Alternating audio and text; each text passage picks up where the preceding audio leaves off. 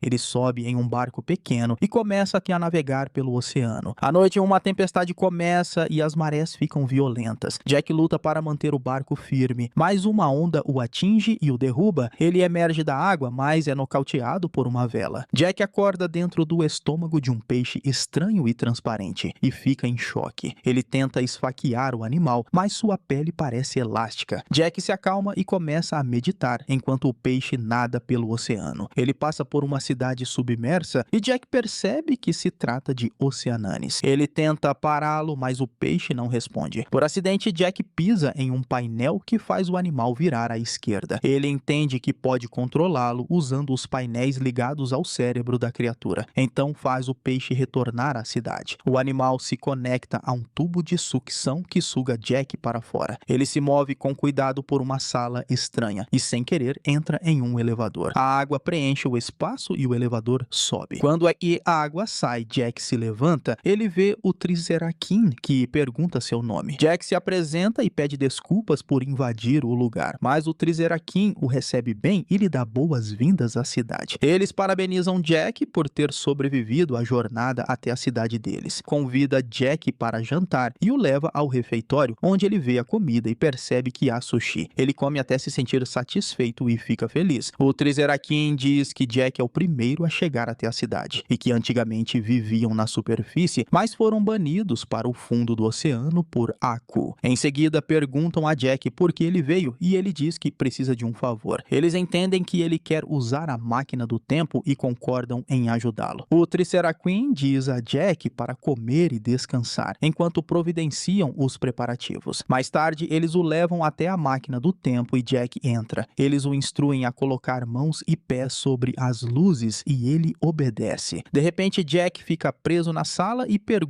o que está acontecendo. Nesse momento, o marinheiro aparece e revela que também é um Triceraqueen. Eles dizem a Jack que ele é a única saída deles do fundo do oceano, e ele percebe que foi traído. Aku surge e o samurai avisa aos Triceraqueens que ele não é confiável. Aku agarra Jack e racha a esfera, permitindo a entrada de água. Os Triceraqueens pedem que Aku cumpra sua parte do acordo, mas ele se recusa e diz que eles permanecerão no fundo do oceano até que ele decida o contrário. Eles percebem que Jack tinha razão e pedem reforços. Aku derrota vários soldados com facilidade e se transforma em um polvo. Os Triceraqueens tentam escapar e levam Jack junto. Ele diz que pode derrotar Aku e os convence a ir até ele. Relutantes, eles seguem seu conselho e avançam contra o tirano. Jack é lançado para fora e usa sua espada para atravessar Aku. Ele retorna ao peixe e Aku diz que eles se encontrarão novamente antes de fugir. Após a batalha, a cidade dos Triceraqueens flutua até a superfície. Eles pedem desculpas a Jack por tê-lo traído e ele os perdoa. Eles dizem que ele pode pedir qualquer coisa e ele tem uma ideia. Enquanto continua sua jornada, Jack sente fome. Ele se senta no chão, abre um saco com frutos do mar e começa a comer.